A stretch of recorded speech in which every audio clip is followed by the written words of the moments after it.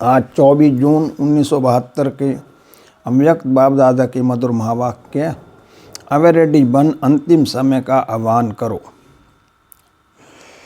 अपने को बाप समान समझते हो, बाप समान स्थिति के समीप अपने को अनुभव करते हो। समान बनने में अब कितना अंतर बाकी रहा है? बहुत अंतर है, वह थोड़ा।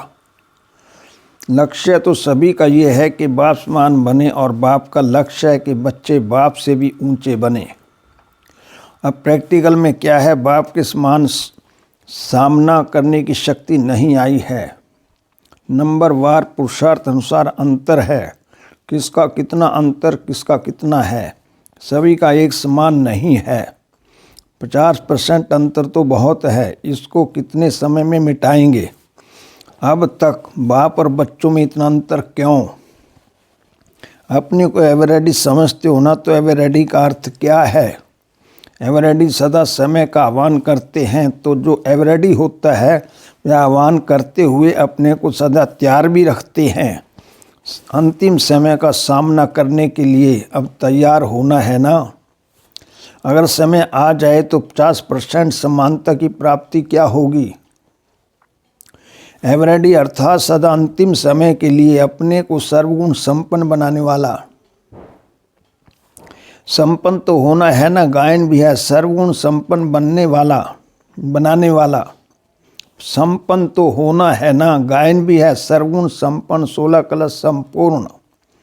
तो एवरेडी अर्थात संपन्न स्टेज ऐसा प्रैक्टिकल में हो जो सिर्फ एक कदम उठाने की देरी हो।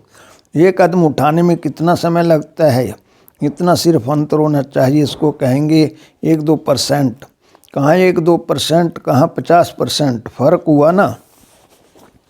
ऐसा एवरेडी व सर्वगुण संपन्न बाप के समान बनने के लिए बाप दादा द्वारा मुख्य 3 चीज़ें हर एक को मिली हुई हैं। उन तीनों की प्राप्ति है तो बाप समान बनने में कोई देरी नहीं लगती। यह तीनों चीज़ें कौन सी बाप ने दी हैं? श्रीमत, समर्पण और सेवा। यह तो चलने व करने की बातें सुनाई, लेकिन देते क्या हैं? सेवा भी कर सकते हो, समर्पण भी हो सकते हो, लेकिन किसके आधार से? जन्म तो लिया, लेकिन दिया क्या? वर्षे में भी मुख्य क्या देते हैं? हर एक ने बताया। भले रहस्य तो आ जाता है, सिर्फ स्पष्ट करने के लिए भिन्न रूप से सुनाया जाता है। पहले देते हैं लाइट, दूसरे देते हैं माइट, तीसरे देते हैं डिवाइन इनसाइट अर्थात तीसरा नेत्र। अगर यह 3 चीज़ें नहीं हैं तो तीव्र पुरुषार्थी बन बाप के समान नहीं बन सकते।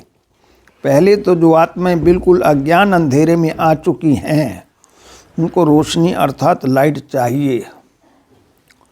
और लाइट के साथ फिर अगर माइट नहीं है तो लाइट की भी जो मदद लेनी चाहिए वह नहीं ले पाते। इस लाइट और माइट के साथ जो तीसरा नेत्र अर्थात डिवाइन इनसाइट देते हैं, उससे अपनी पास्ट, प्रेजेंट और फ्यूचर तीनों ही कालों को व तीनों ही जीवों को जान सकते हो। जब ये तीनों चीज़ें प्राप्त होती हैं तभी अपना बर्थ राइट प्राप्त कर सकते हो, अर्थात वर्षा प्राप्त कर सकते हो। तो पहले लाइट, माइट और डिवाइन इनसाइट देते हैं।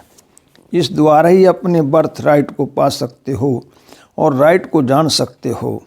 राइट शब्द के भी 2 अर्थ होते हैं। एक अर्थ है बर्थ राइट अर्थात वर्षा, दूसरा राइट और रॉन्ग की पहचान मिली है।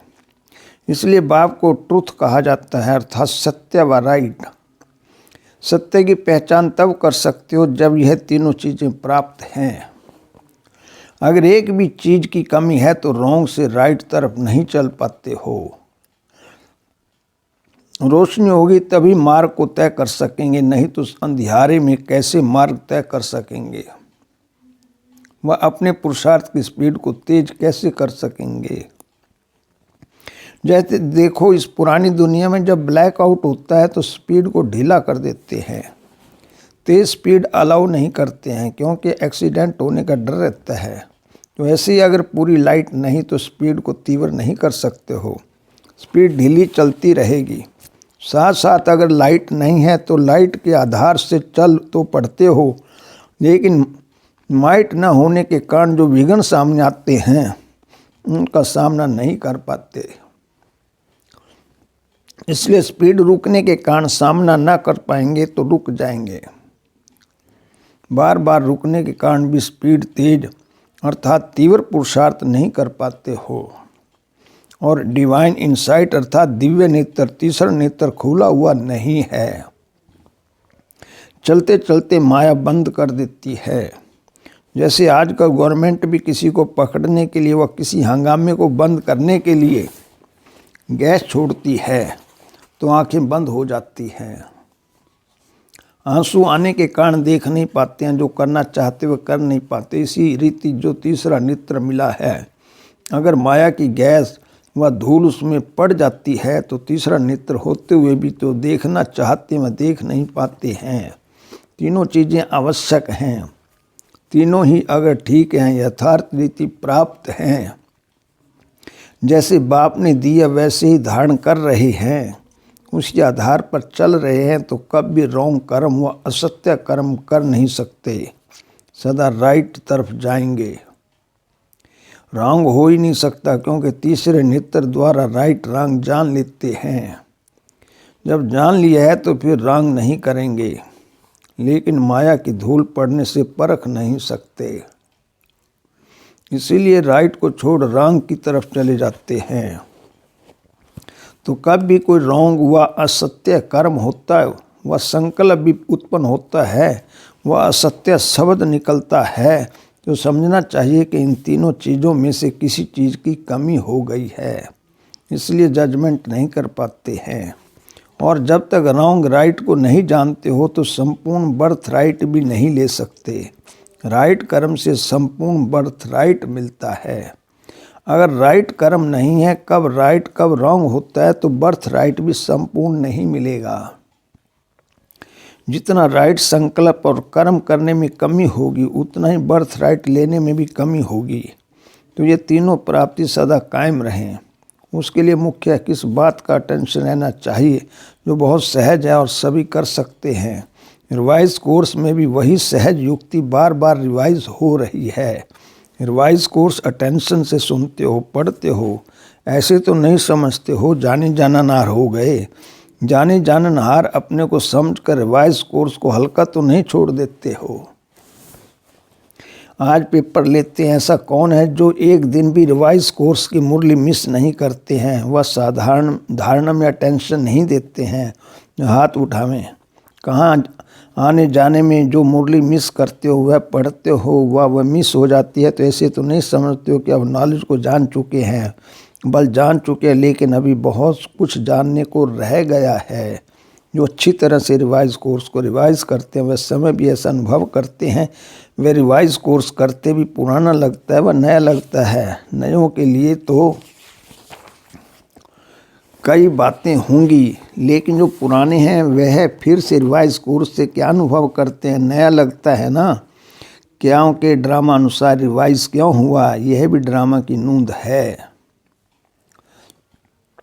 रिवाइज क्यों कराया जाता है? अटेंशन कम हो जाती है, स्मृति कम होती है, तो बार बार रिवाइज कराया जाता है। तो यह भी रिवाइज इसलिए हो रहा है क्योंकि अभी प्रैक्टिकल में नहीं आए हो।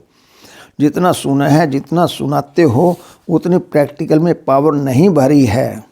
इसलिए पावरफुल बनाने के लिए फिर से यह कोर्स चल रहा है। पुरानों को पावरफुल बनाने के लिए, नयों को पावरफुल बनाने के साथ साथ अपना हक पूरा मिलने के कारण भी ये रिवाइज कोर्स चल रहा है। तो अब इसी कमी को भी भरने के लिए अटेंशन को बार बार रिवाइज करना। जो रिवाइज कोर्स से जो संस्कार और स्वभाव परिवर्तन में लाना चाहते हो, वह परिवर्तन में आ जाएंगे। अच्छा, ये तो बीच में पेपर हो गया। पहली जो बात पूछ रहे थे, सहज युक्ति कौन सी है, जो रिवाइज कोर्स में भी बहुत रिवाइज हो रही है, वह अमृत वेले अपने आप से और बाप से रूढ़ियान करना, वह अमृत वेले को महत्व देना। जैसा नाम कहते हो वैसे उस वेला को वरदान भी तो मिला हुआ है। कोई भी श्रेष्ठ कर्म करते हैं तो आज तक के यादगार में भी वेला को देखते हैं ना। यहाँ भी पुरुषार्थ के लिए, सहज प्राप्ति के लिए सबसे अच्छी वेला कौन सी है? अमृत वेला। अमृत वेले के समय अपनी आत्मा को अमृत से भरपूर कर देने से सारा दिन कर्म भी ऐसे होंगे। जैसी वेला श्रेष्ठ, अमृत श्रेष्ठ, वैसे ही कर्म और संकल्प भी सारा दिन श्रेष्ठ होगा। अगर इस श्रेष्ठ वेला को साधारण रीति से चला लेते तो सारा दिन संकल्प और कर्म भी साधारण ही चलते हैं। तो ऐसे समझना चाहिए अमृत वेला सारे दिन के समय का फाउंडेशन वेला है।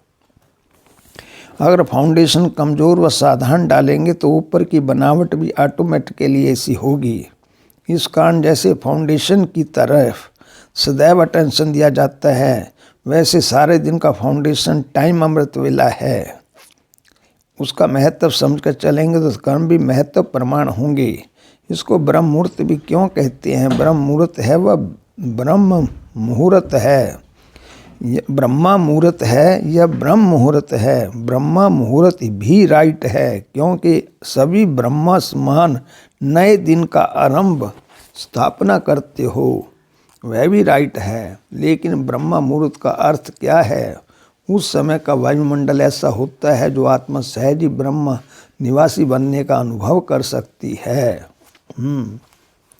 दूसरे समय में पुरुषार्थ करके आवाज़ से, वायुमंडल से अपने को डिटैच करते हो तो या मेहनत करते हो, लेकिन उस समय इस मेहनत की आवश्यकता नहीं होती। जैसे ब्रह्म घर शांति धाम है, वैसे अमृत वेले के समय भी ऑटोमेटिकली साइलेंस रहती है। साइलेंस के कारण शांत स्वरूप की स्टेज व शांति धाम निवासी बनने की स्टेज को सहज ही धारण कर सकते हो। तो जो श्रीमत मिली हुई है इसको ब्रह्म मुहूर्त के समय स्मृति में लाएंगे तो ब्रह्म मुहूर्त व अमृत वेले के समय स्मृति भी सहज आ जाएगी। देखो पढ़ाई पढ़ने वाले भी पढ़ाई को स्मृति में रखने के लिए इसी टाइम पढ़ने की कोशिश करते हैं, क्योंकि इसी समय सहज स्मृति रहती है। तो अपनी स्मृति को भी सर्मर्थवान बनाना है, वह स्वतः स्मृति स्वरूप बनना है। तो अमृत वेले की मदद से व श्रीमत का पालन करने से सहज ही स्मृति को समर्थिवान बना सकते हो। जैसे समय की वैल्यू है इतनी इसी समय को वैल्यू देते हो, वह कब नहीं देते हो। वैल्यू का तराजू कब नीचे कब ऊपर जाता है, क्या होता है, ये बहुत सहज युक्ति है। सिर्फ इस युक्ति को इतनी वैल्यू देनी है। जैसे श्रीमत है उसी प्रमाण समय को पहचान कर और समय प्रमाण कर्तव्य किया तो बहुत सहज स्वर्ग प्राप्ति कर सकते हो। फिर मेहनत से छूट जाएंगे। घटना छूटना चाहते हो तो उसके लिए जो साधन है उसको अपनाते जाओ। अच्छा, सदा लाइट हाउस और माइट हाउस बन चलने वाले, सर्व आत्माओं को डिवाइन इंसाइट देने वाले बच्चों को बाप दादा का याद प्यार और नमस्ते। ओम शांति।